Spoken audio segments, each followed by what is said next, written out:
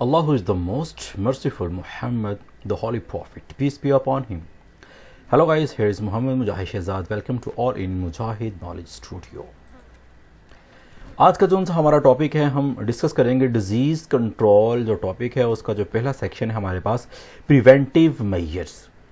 आज के जो लेक्चर के की पॉइंट्स हमारे पास होंगे, हम डिस्कस करेंगे प्रिवेंटिव मेजर्स क्या हैं, उसके बाद हम एड्स और हेपेटाइटिस का काजुअल एजेंट कौन सा है, उनके ट्रांसमिशन के वेज कौन से हैं, और उनके लिए जो प्रिवेंटिव मेजर्स हैं हम कौन कौन से ऐसे मेजर्स हैं जिनको अडॉप्ट करके इन दोनों डिजीज़ से अपने आप को प्रोटेक्ट कर सकते हैं। आज के लेक्चर के यही हमारे की पॉइंट्स होंगे। सो चलिए स्टार्ट करते हैं आज का लेक्चर। सबसे पहले हम देख लेते हैं कि प्रिवेंटिव मेजर्स क्या हैं। सो इसको हम डिफाइन करेंगे, all the practices that we do to avoid the entry of pathogens are collectively called as preventive measures. Pathogens, कोई भी डिजीज काजिंग एंटिटी होगी उसको हम पैथोजेंस बोलेंगे। पैथोजेंस की एंट्री को अवॉइड करने के लिए, रोकने के लिए, डिजीज होने से पहले जितनी भी प्रैक्टिसेस की जाती हैं किसी डिजीज को कंट्रोल करने के लिए, उनको कलेक्टिवली हम क्या बोलेंगे, प्रिवेंटिव मेजर्स। अब जो बायोलॉजी का नॉलेज है वो हमें इंफॉर्मेशन प्रोवाइड करता है काजेटिव एजेंट ऑफ डिजीज, कि किसी भी डिजीज को कॉज करने वाला कौन सा एजेंट है, का वो वायरस है, वो बैक्टीरिया है, वो फंजाई है या कुछ भी है, उसके बारे में बताता है। और बायोलॉजी की नॉलेज हमें इंफॉर्मेशन प्रोवाइड करती है मोड ऑफ ट्रांसमिशन, कि जो काजुअल एजेंट है, पैथोजेंस है, उसका मोड ऑफ ट्रांसमिशन क्या है, वो किस तरह से हमारी बॉडी के अंदर एंट्री करेगा और कौन सी डिजीज कॉज करेगा। अगर हम इन दोनों चीज़ों को ऑलरेडी पता हो, ऑलरेडी इनकी इंफॉर्मेशन हो, तो हम कुछ प्रैक्टिसेस को परफॉर्म कर सकते हैं जिसकी वजह से ये पैथोजेंस हमारी बॉडी में नहीं आएंगे और हमें उस डिजीज़ से छुटकारा मिल जाएगा, उसके अगेंस्ट हमारी बॉडी में प्रोटेक्शन आ जाएगी। सो ऐसी सारी की सारी प्रैक्टिसेस जो हमें डिजीज़ से पहले, हम डिजीज़ होने से पहले परफॉर्म करेंगे ताकि हमें कोई पर्टिकुलर डिजीज़ ना हो, उसको हम कलेक्टिवली क्या बोलेंगे, प्रिवेंटिव मेजर्स बोलेंगे। अब एग्जाम्पल लेते हैं, हमारे पास एग्जाम्पल डिजीज जो सी है वो है AIDS, acquired immune deficiency syndrome. ये एक ऐसी डिजीज है जिसमें इम्यून सिस्टम अफेक्टेड होता है। जो काजुअल एजेंट है, जैसे कि काजुअल एजेंट इसका लिखा हुआ है HIV वायरस है, जिसको हम बोलते हैं ह्यूमन इम्यूनो डेफिशिएंसी वायरस। ऐसा वायरस जो इम्यून सिस्टम की डेफिशिएंसी की कॉज बने, डेफिशिएंसी की वजह बने, और इसी की वजह से जो हमारे पास कंडीशन आती है उसको हम बोलेंगे acquired immune deficiency syndrome. Means कि हमारे पास जो डिजीज है वो एड है और उसका काजुअल एजेंट HIV वायरस है। अब इसकी डिटेल हम नेक्स्ट चैप्टर में देखेंगे। अभी थोड़ा सा ओवरव्यू है क्योंकि हमने प्रिवेंटिव मेजर्स के अकॉर्डिंगली बात करनी है। सो हर एक चीज इसकी जो सी डिटेल है वो नेक्स्ट चैप्टर में हम इंशाल्लाह डिस्कस करेंगे। तो नेक्स्ट चलते हैं। अब हमने देखना है कि इसकी ट्रांसमिशन कौन सी है, ट्रांसमिशन का वे कौन सा है। मैंने भी आपको बताया था कि जो बायोलॉजी हमें बताती है कि काजुअल एजेंट कौन सा है और उसकी ट्रांसमिशन कैसे होती है। काजुअल एजेंट हमने देख लिया है, अब हम देखेंगे इसकी ट्रांसमिशन किस तरह से होगी। फॉर एग्जाम्पल, अगर कोई अफेक्टेड पर्सन है HIV से, तो अगर वो फ्री सेक्सुअल कॉन्टैक्ट करे किसी भी नॉन HIV पर्सन के साथ, वो मेल है या फीमेल है या कोई भी है, तो ट्रांसमिशन हो सकती है। नेक्स्ट जो सी ट्रांसमिशन होगी थ्रू ब्लड ट्रांसफ्यूजन। अगर कॉन्टामिनेटेड पर्सन है उससे ब्लड लेके एक हेल्दी पर्सन को दे दिया जाए तो फिर भी वो डिजीज ट्रांसफर हो सकती है बाय यूजिंग कॉन्टामिनेटेड सिरिंजेस। अगर हमने HIV पॉजिटिव पर्सन की सिरिंज यूज की है और सेम हमने यूज कर ली है नॉर्मल हेल्दी पर्सन के लिए, तो इससे भी ट्रांसफर हो सकता है by using contaminated surgical instruments. अगर हमने कोई ऑपरेशन ऑपरेट किया है और ऑपरेट करने के बाद जो हमारे पास इंस्ट्रूमेंट्स हैं उनको हमने स्टेरिलाइज नहीं किया और एज सच हमने किसी दूसरे पर्सन के ऊपर यूज कर लिया है, तो पहला पर्सन अगर अफेक्टेड होगा तो वो इन्फेक्शन नेक्स्ट हेल्दी पर्सन के अंदर ट्रांसफर हो सकता है थ्रू ब्रेस्ट फीडिंग। अगर जो उनकी माँ है, अगर वो HIV पॉजिटिव है, तो जो उनके बेबी वो कैरी करेगी तो उस बेबी को ड्यूरिंग प्रेगनेंसी भी ट्रांसफर होने के चांसेस हैं, या आफ्टर बर्थ अगर माँ फीड करे बच्चे को तो फिर भी ट्रांसफर होने के चांसेस हैं। ये जैसे नीचे लिखा हुआ है बॉडी फ्लूइड ट्रांसमिशन। बॉडी का कोई भी फ्लूइड है, जो HIV पॉजिटिव पर्सन है उसकी बॉडी का कोई भी फ्लूइड है, तो अगर वो किसी नॉर्मल पर्सन के कांटेक्ट में आ जाए तो उसकी वजह से भी ये डिजीज ट्रांसफर हो जाएगी। अब जो मेन की है इसकी, आपने ये मोड ऑफ ट्रांसमिशन को याद रखना है। अगर ये मोड ऑफ ट्रांसमिशन की आपको नॉलेज है तो इन्हीं से आपने अवॉइड करना है। जैसे कि ये थोड़ा सा डायग्रामेटिकली भी यहाँ पे बताया गया है, कॉन्टामिनेटेड सिरिंजेस हैं, प्रेग्नेंट वेमेंस है उससे ट्रांसफ़र हो सकता है, ब्लड ट्रांसफ्यूजन है या किडनी से रिलेटेड कोई भी चीज़ है, किडनी ट्रांसप्लांट या कुछ भी हमने किया है तो उनकी वजह से ये ट्रांसफ़र हो सकता है। चलिए थोड़ा सा नेक्स्ट ओवरव्यू।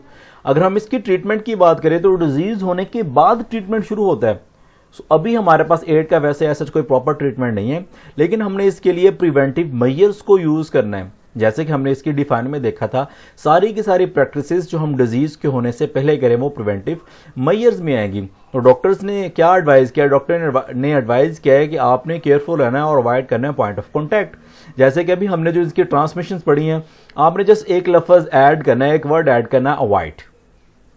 अगर तो कोई पॉजिटिव है तो वो अवॉइड फ्री सेक्सुअल कॉन्टैक्ट करे, ब्लड ट्रांसफ्यूजन अपनी ना करवाए और कॉन्टामिनेटेड सिरिंजेस का यूज़ ना हो और कॉन्टामिनेटेड सर्जिकल इंस्ट्रूमेंट्स का भी यूज़ ना हो और अवॉइड ब्रेस्ट फीडिंग करें, अवॉइड बॉडी फ्लूइड ट्रांसफ्यूजन करें। अब जो उन सी चीज़ें ट्रांसफ्यूजन का बायस बनती हैं, ट्रांसमिशन का बायस बनती हैं, अगर उन्हीं चीज़ों से हम अवॉइड कर लें तो वो हमारे प्रिवेंटिव मेजर्स होंगे, इन्हीं के थ्रू इसने स्प्रेड होना है। और अगर हम ये सारी की सारी चीज़ें अवॉइड करते हैं, इनसे बचते हैं तो हमें डिजीज़ नहीं होगी। तो ये सारी की सारी जो प्रैक्टिसेस हैं इनको कलेक्टिवली हम क्या बोलेंगे, प्रिवेंटिव मेजर्स। अब नेक्स्ट चलते हैं। नेक्स्ट हमारे पास डिजीज है हेपेटाइटिस और जो कायुअल एजेंट है वो है एच वायरस, जिसको हम बोलेंगे हेपेटाइटिस वायरस। अभी हमें इसका पता है कि इसकी काफ़ी ज़्यादा टाइप्स हैं, हेपेटाइटिस ए है, बी है, सी है, डी है, ई है, ऑनवर्ड। इसकी जो टाइप्स हैं डिटेल डिस्कशन नेक्स्ट चैप्टर में ही होगी। अब यहाँ पे हमने जो मेनली डिस्कस करना है वो प्रिवेंटिव मेजर्स के अकॉर्डिंगली करना है। अगर हेपेटाइटिस फॉर एग्जाम्पल यहाँ पे लिखा हुआ है हेपेटाइटिस ई प्रिवेंशन, हेपेटाइटिस जो ई है उसकी जो प्रिवेंशन है तो उसके लिए जो कायुअल एजेंट होगा वो हेपेटाइटिस ई वायरस होगा। अगर ए है तो हेपेटाइटिस ए वायरस होगा। अब ओवरऑल जोन सी ई की जो हमारे पास प्रिवेंशन हैं, ये ए की प्रिवेंशन हैं, वो ऑलमोस्ट सेम हैं, वही जो हमने ऑलरेडी यूज़ की हुई हैं, जो हमने पढ़ी हुई थी।